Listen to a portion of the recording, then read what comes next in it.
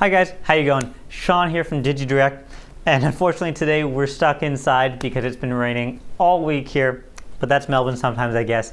But today we're going to be talking about a new camera that's just been announced. That's the Canon EOS M5.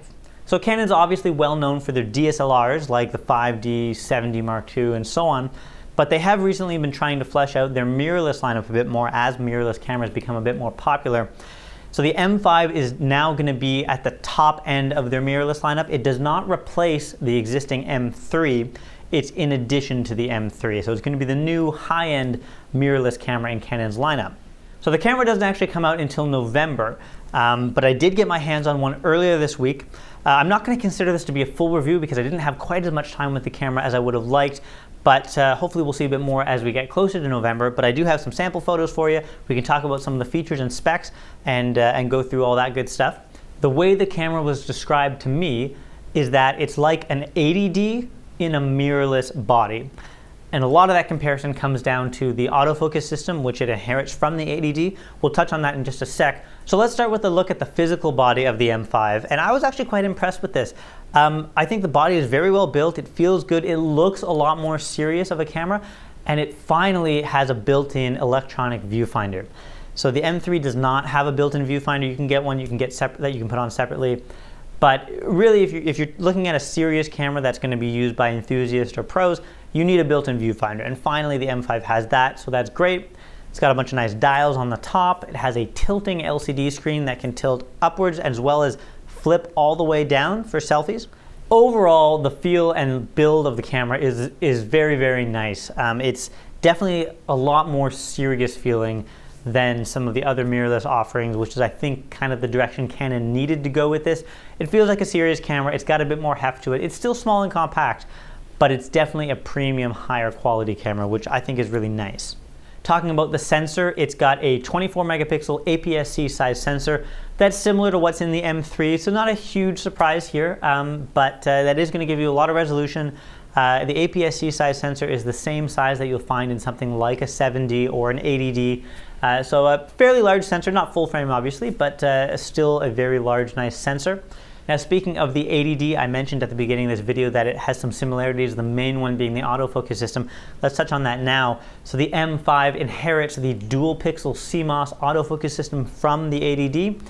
And that is a big improvement to the autofocus here. So the autofocus on the M5 compared to the M3, for example, is a lot faster, a lot more accurate. It's just a snappy system. Really, really big improvements in autofocus here. Particularly the dual pixel CMOS autofocus is particularly strong at live view focusing and when shooting movies, when shooting video. So some good improvements there. It's very natural at racking between 2 points without having to make adjustments yourself. You can touch the back of the screen to change the autofocus point easily. In my time with it, I found it to be very accurate and effective. So that's a big improvement for a camera that's, again, aimed at a bit more of a serious crowd. Very good to see on the M5. You can also use your thumb on the back LCD screen when you've got the camera up to your eye. So if you've got it up to your eye, you can change the focus point on the screen. That'll be reflected in the viewfinder. It's a nice feature. I definitely used it a couple times while I was shooting with the camera. Handy to have. They've also bumped up the processor in the M5. It has a Digic 7 processor. And they've increased the high-speed shooting rate. It can shoot at 9 frames per second with a fixed autofocus point, or 7 frames per second with tracking autofocus. And this is more than double the high-speed shooting rates that we saw on the M3. So again, another higher level feature on the M5. Canon also claims that the camera has better low-light performance, more clarity, and lower noise at higher ISOs. I wasn't able to shoot in any low-light conditions this time around, but that's what I was told. Now, looking at video, the camera has 1080p video at up to 60 frames per second. So a slight boost over the M3, which could only do up to 30 frames per second. So that means the M5, you can do slow-mo in full HD, which is nice to have. It also has a digital image stabilization when you're shooting video. Now, if you're using a lens that has image stabilization built in, that will sync with the digital image stabilization. I found it to be very effective. I'm always a fan of stabilization in video.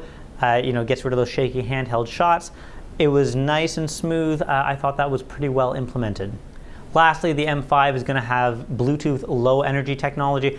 Basically, it's a system that allows you to stay connected to your phone, to use it as a remote, gives you faster access to features on your phone. while using less energy.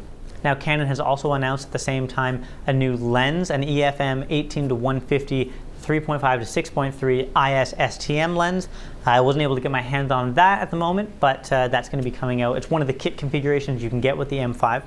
So overall, I was quite impressed with the M5 body.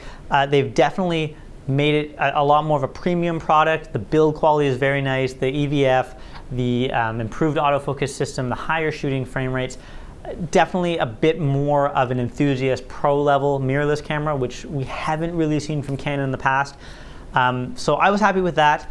I really hope that Canon can start expanding their lens lineup for their EFM system. So these mirrorless cameras, they take a different lens mount than Canon's DSLRs. It's not the EF or EFS lens, it's an EFM mount.